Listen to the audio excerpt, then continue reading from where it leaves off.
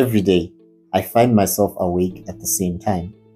I don't even need to check the clock to know it's somewhere around 3 a.m. Irregardless, yes, it's a word, and I insist on using it. Irregardless of the time I go to bed, I always find myself wide awake during the witching hour.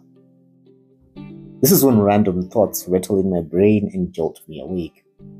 Sometimes I promptly fall asleep and forget about the thought, except being haunted by the niggling sensation that I had a flash of brilliance which I can never recapture.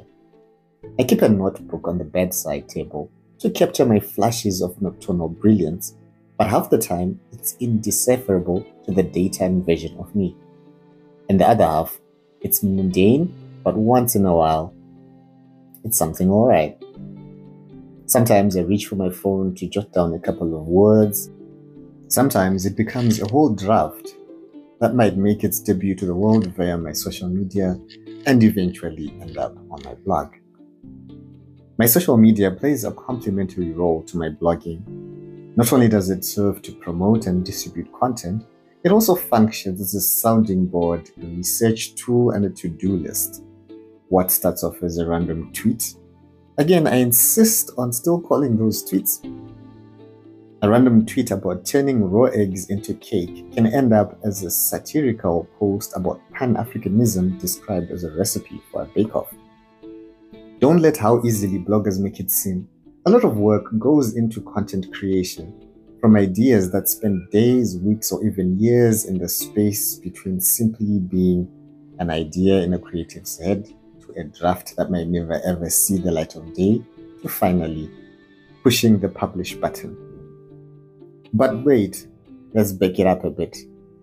Before hitting that publish button, there's still the fact-checking and proofreading that precedes it.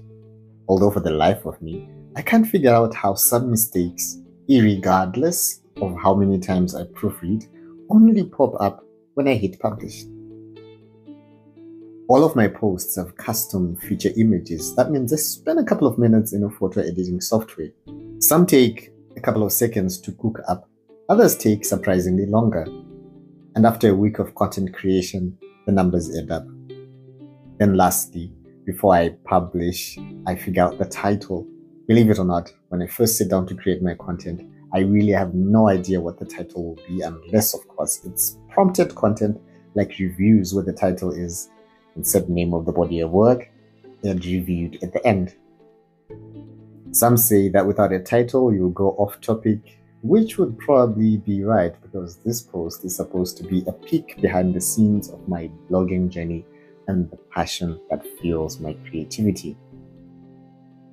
What does your content creation process look like?